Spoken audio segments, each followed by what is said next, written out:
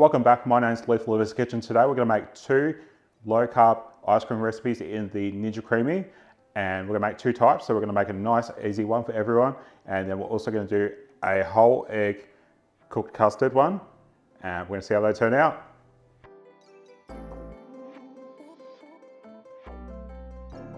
So I've been trialing a couple of different milks to use in the Ninja Creami. So I actually did another keto ice cream, and I'm going to be honest, I was really not happy with it. I did a video and everything just in case it did turn out, but it was icy and I wasn't a fan of the actual texture of it or anything. So I actually scrapped that video. So I'm back to the drawing board with trialing different recipes and everything. So the one thing I needed to change was the milk. Now, the almond milk I used, I think, was probably the majority of the issue, being that almond milk is, 95% water.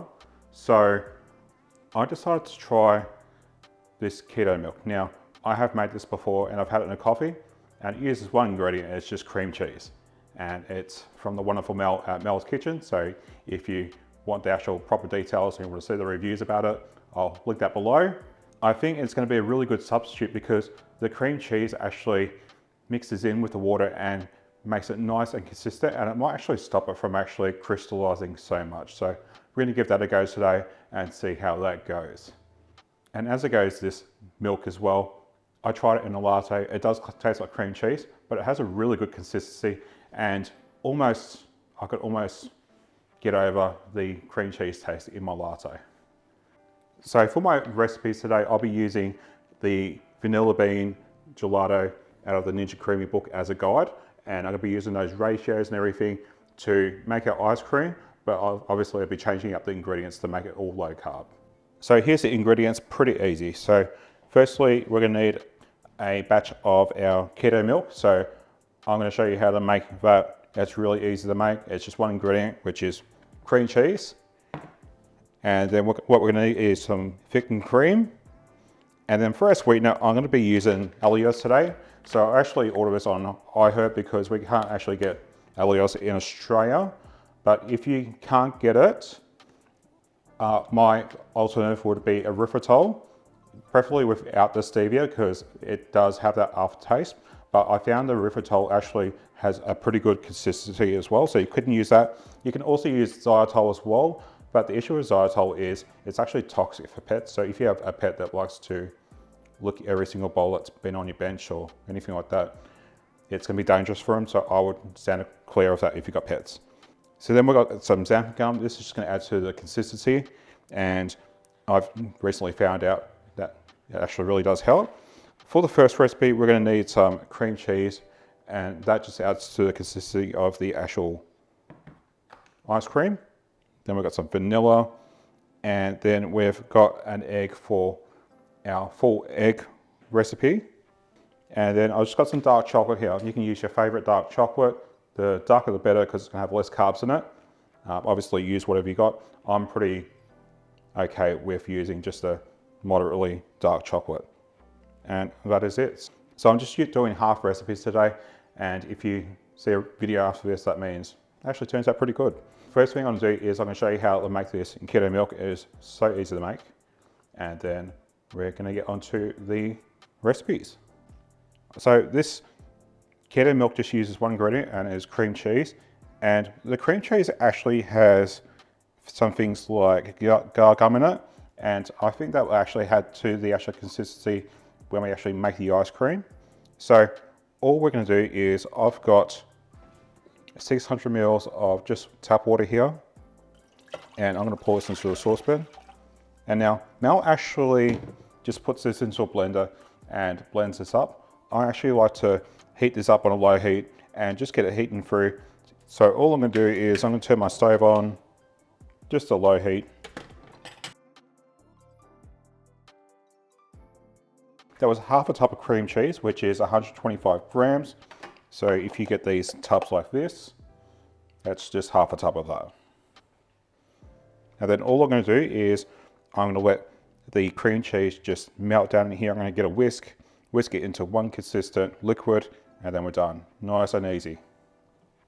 So once this is just warmed through just enough, then we can just start whisking the cream cheese in, and once we can see there is no more lumps of that cream cheese, that's it, it's done. And now we can just pour this into a jug.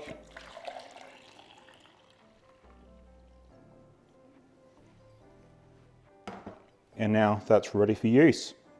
So firstly, I've got a tablespoon of cream cheese in here, and that's just going to add to the consistency of the ice cream. Now, even though there is already cream cheese in the actual milk, I thought I'm just going to add it anyway, just to see what happens. Now I've got 3/4 of a cup of just thickened cream here, and I'm going to pour that into here as well. And then lastly, I've just got 50 grams of dark chocolate. I'm just going to put that in here as well. And what I'm going to do is I'm going to microwave this on high until the chocolate is all melted and everything. All right, so that's now nice and melted. We're going to go on to the next step. And what I like about using an actual chocolate in my ice cream is you don't get that powdery taste from the cocoa powder if you use it. So that's why I'm using chocolate in my ice creams today. All right, so for the next step, I've got my allulose here. So I've got 1/4 cup of allulose, and I'm just going to put that into a bowl or a little container. And then what I'm going to do is add 1/2 teaspoon of xantham gum. Now the issue with xantham gum is as soon as it hits liquid, it will start to seize straight away. So if you mix this in any of your powders, like your sugar or your sweetener or anything like that, that's just going to stop it from clumping up straight away as it goes in. So now that is combined, now we can add that to our chocolatey goodness. And something to keep in mind as well, allulose is only 70% as sweet as table sugar, so you do need to add a little bit extra compared to all the other sweeteners. Then also I'm just going to add some vanilla, because who doesn't add vanilla? And then lastly, I'm going to add 1/2 cup of our keto milk.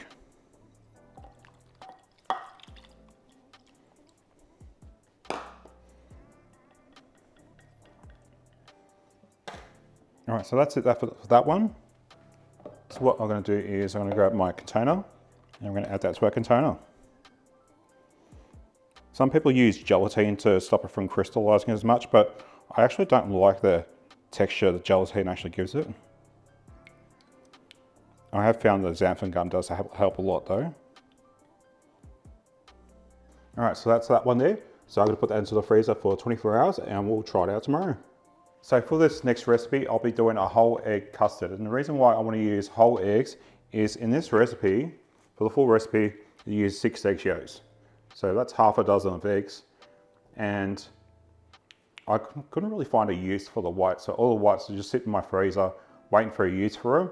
And I think it's just a bit wasteful. So I've decided to just use whole egg, and we're going to see how that turns out. So I just have a saucepan here, and what I'm going to do is I'm going to put my 3/4 of a cup of cream in here, and then 1/2 cup of our keto milk. And I'm just going to put this on the stove and just get that warming up. So next what we're going to do is we're going to grab our egg. As I said, this is a half consistency, so I'm just using 1 egg for this. And then what I have is 1/4 cup of allulose. And then what we're going to do is we're just going to use a whisk and just get this nice and fluffy.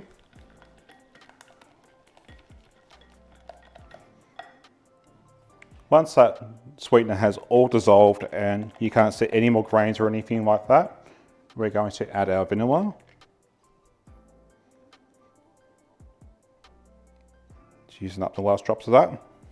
And to this, I'm not going to actually add the xanthan gum. And the reason why is the eggs are going to hold up all that consistency and everything, so I don't have to worry too much about that.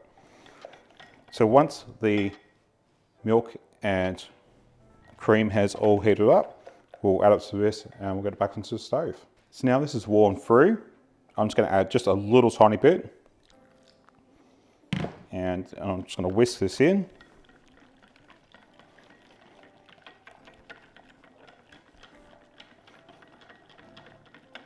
And the reason why I haven't put all of it all in once is if I put all of this in, it's just going to shock the eggs and quite possibly they're going to curdle. So once that sweetener has all dissolved into that, now we can add the rest of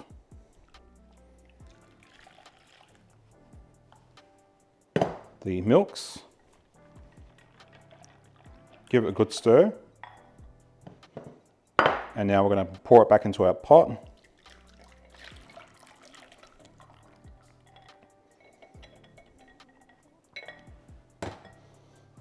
And then we're going to put that on the heat until it's just thickened. So now we're just going to cook this out until it coats the back of the spoon. So as you can see now, the consistency has changed completely and it's thick back up to like a cream almost. So now that's ready. And you could churn this as a vanilla ice cream, nice and easy. I'm going to make chocolate to make a really good comparison. And obviously everyone loves chocolate. So again, I have 50 grams of chocolate. And with the heat off, I'm just going to stir this until the chocolate has fully dissolved in it. And because we've got the eggs in it, the chocolate won't actually seize or anything like that.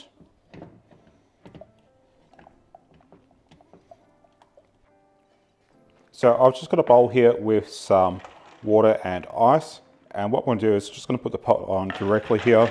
And what that's going to do is the ice and water is just going to really help cool us down right down to room temperature. So then we can pour it into our containers for the freezer. If you pull this in hot and put it to the freezer, it's going to take ages to actually freeze down. And you can actually get crystals as well. So once it's cooled down, then we can pour it into our container.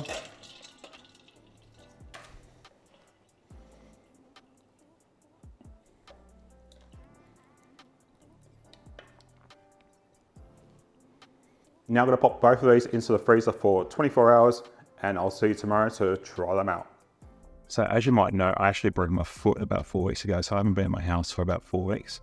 So this is now giving me the opportunity to try these ice creams out now.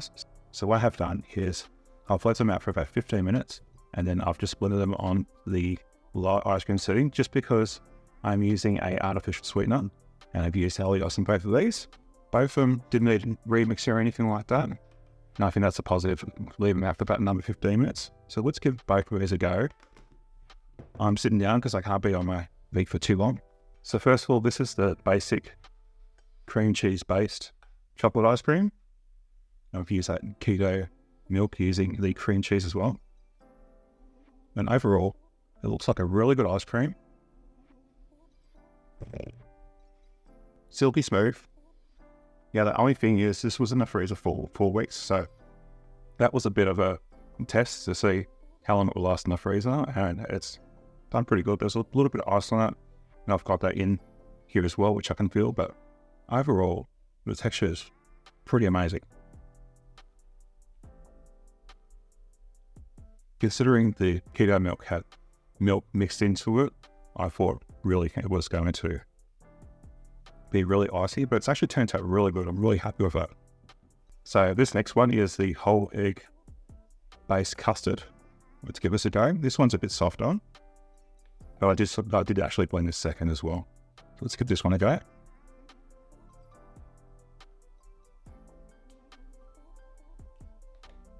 And you know what?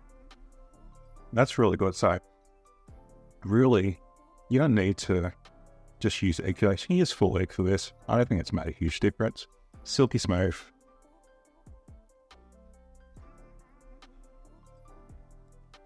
So I think this is going to be my classic keto chocolate ice cream. And obviously you can add all your keto based mixings into it. I've done the calculations. It's about 5 carbs per serving, which is about a scoop's worth, which I think is pretty good. It's full of proper ingredients. It hasn't been aerated, so it's going to fill you up quite quickly as well. So both of them really good, and I'm really impressed with them. So if you can't be bothered doing a cooked custard, still really good. But I think the cooked egg yolk custard is even better. So I hope this was a great help to you, and I hope to see you soon. Thanks for watching.